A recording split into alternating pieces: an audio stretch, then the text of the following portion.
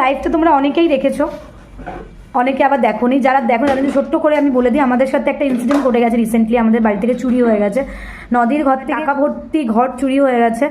আর এখন ওখানে একটা ফলস খালি ঘর, সেম কালার সেম টাইপের, মানে সাইজটাও সেম ঘর সে রেখে গেছে। নদী ওটা ফেলে দেবে ছুঁড়ে। যেহেতু পুলিশকে আমরা ইনফর্ম করেছি, তাই নদী, এই যে নদী, ও বলছে ছুঁড়ে ফেলে দেবে। তাই বললাম এখন ছুঁড়ে ফেলার দরকার নেই, যে করে থাক পুলিশের কাছে। আর পুলিশ আসুক আগে, দেখুক, ছোট্ট করে ইনভেস্টিগেশন করুক। আদেও কতটা করবে আমি জানি না, দুদিন হয়ে গেল, আমরা সঙ্গে সঙ্গেই পুলিশে মানে কমপ্লেন করেছি, কিন্তু এখন অবধি পুলিশ আমার বাড়িতে আসেনি। যখন তোমাদের সাথে আমি ভিডিওটা করছি সেই মুহূর্তে অবধি আসেনি, তো দুদিন হয়ে গেল।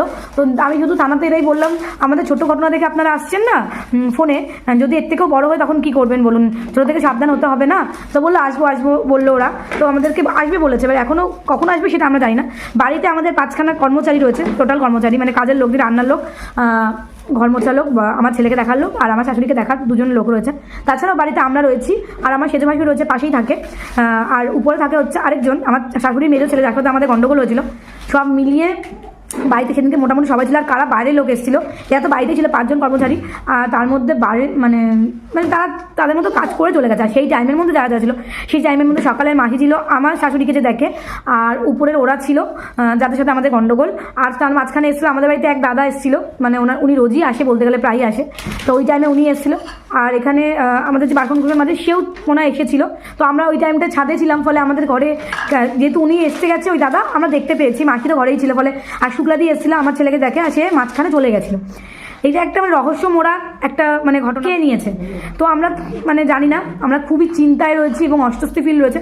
ঘটে প্রায় 20,000 টাকা ছিল, এই কারণেই ছিল কারণ আগে একটা ঘট ভেঙে ওই ঘটে ঢোকানো হয়েছিল। তারপরে ওটাতে তো গুণে ঢোকানো হয়েছিল, প্লাস একটা বড় অ্যামাউন্টের টাকা ঢোকানো হয়েছিল আমাদের চোখের সামনে। আদার্স যে কদিন টাকা পয়সা ফেলা হয়েছে, একটা অ্যামাউন্ট আমরা হিসেবেই মোটামুটি ফেলেছি, আজকে এত টাকা কালকে এত টাকা, আর সেটা আমার ছেলেও ফেলতো। আনুমানিক আমরা ধরছি 20 থেকে 30,000 টাকার মধ্যে রয়েছে আনুমানিক। তো এত ইউজ পয়সা, সে হয়তো ভাবেনি যে এত পয়সা সে পাবে, কিন্তু মানে কিরকম চোর দেখো। এবং কাকে সন্দেহ করবো, সবার সন্দেহ তালিকায় আমরা বাড়ির প্রত্যেককে রেখেছি, প্রত্যেককে যারা কাজ করে তাদেরকে তো রেখেইছি, প্লাস আমাদের বাড়িতে যারা থাকে, মানে যারা উপর তলায় থাকে তাদেরকেও আমরা সন্দেহতে রেখেছি, প্লাস আমার পাশে যে ভাসুর থাকে তাকেও সন্দেহ রেখেছি। এবং নদীকে বলেছি যে আমাকেও সন্দেহের তালিকাতেই রাখো, কারণ তোমাকে থানায় বলতে গেলে আমার নামটাও বলতে হবে, কারণ আমি তোমার ঘরে থাকি না, আমি কিন্তু তোমার যা হই, ফলে তোমার সবাইকেই বলতে হবে। তো এটা এখন এই অবধি চলছে। যদি আমি চোরের সন্ধান পাই, জানি না পাবো কিনা, ভগবানই জানে একমাত্র, যদি চোরের সন্ধান পাই তার ফটো দিয়ে তোমার এই ভিডিও করে আমি ছাড়বো।